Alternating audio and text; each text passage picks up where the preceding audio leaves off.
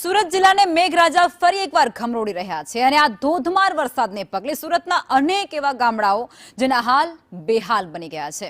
જ્યાં ભારે ધોધમાર વરસાદને પગલે પલસાણાનું બલેશ્વર ગામ પણ બેટમાં ફેરવાઈ ગયું છે। 32 ગંગા ખાડીના પાણી એ ગામમાં ફરી વળતાની સાથે જ 60 થી વધુ ઘરો એ પાણીમાં ગરકાવ થઈ ગયા છે અને જેને લઈ લોકોની પરેશાની વધી ગઈ છે। हड़पतिवासना घरों में पानी फरी वळतानी साथे ज हालत एक खूब दयनीय बनी गई है। इंडस्ट्रीयल एस्टेटना दबाणों ने कारणे भारे वरसाद में दर वर्षे आखुं ज गाम ए बेट में फेरवाई जाय छे, कारण के पाणीनो योग्य निकाल नथी थतो। अनेक वखत स्थानिको द्वारा आ मामले रजूआत करवामां आवी होवा छतां पण वहीवटी तंत्र एक घोर निद्रामां छे, कोई उकेल नथी लावतुं, जेनी बेदरकारीनो भोग आजे आ गामना लोको बन्या छे।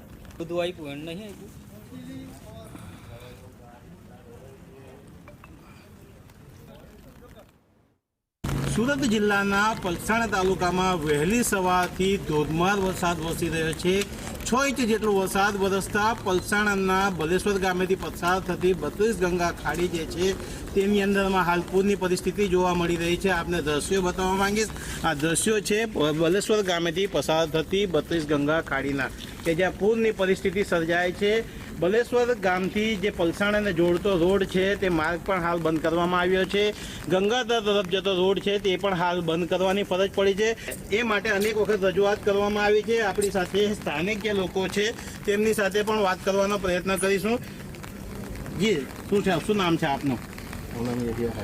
યહયાભાઈ, જે દર વખતે વરસાદ આવતો હોય છે અને વરસાદની અંદરમાં પાણી ભરાવાની સમસ્યા હોય, 32 ગંગા ખાડી હંમેશા ઓવરફ્લો થતી હોય છે, શું રીઝન છે? રીઝન તો સાહેબ એવું છે ને કે ઉપર દબાણો વધી ગયા છે અને એ દબાણો વારંવાર રજૂઆત કરતાં પણ હટ્યા નથી। એના કારણે આ બે પાંચ ઇંચ વરસાદ શું પડે કે ખાડી ઓવરફ્લો થઈ જાય અને આ ખાડીના પાણી ગામના સામે જે પાર વસ્તી છે એમાં ફરી વળે છે।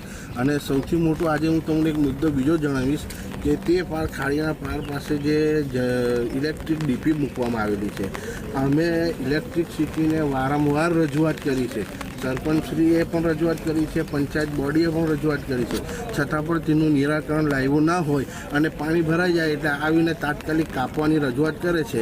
ખાસ કરીને અનેક વખત જે છે ઇન્ડસ્ટ્રીયલ વિસ્તારના જે દબાણોના કારણે 32 ગંગા ખાડીની અંદરમાં પૂર આવતી હોય છે, ત્યારે જે બલેશ્વર ગામ છે તે બેટમાં ફેરવાતું હોય છે। જોકે સ્થાનિક આગેવાનો દ્વારા અનેક વખત જે વહીવટી તંત્રને રજૂઆત કરવામાં આવી છે, તેમ છતાં પણ કોઈ પણ જાતના નક્કર પગલાં લેવામાં નથી આવ્યા, જેનો ભોગ જે છે તે હાલ બલેશ્વર ગામની જે જનતા છે તે બની રહી છે। જો કે બલેશ્વર ગામની એક જ માંગ છે કે જે સ્થાનિક લોકો દ્વારા જે રજૂઆત કરવામાં આવી છે, એટલે કે વહીવટી તંત્ર જે છે એ ખાડીઓ પરના દબાણો દૂર કરે અને જે પાણીનો ભરાવો થાય છે એનો નિકાલ કરવાની વ્યવસ્થા કરે, એવી જે છે માંગ તે હાલ ગામવાસીઓ જે છે તે કરી રહ્યા છે। યાસીર કાગઝી, સંદેશ ન્યૂઝ, બારડોલી।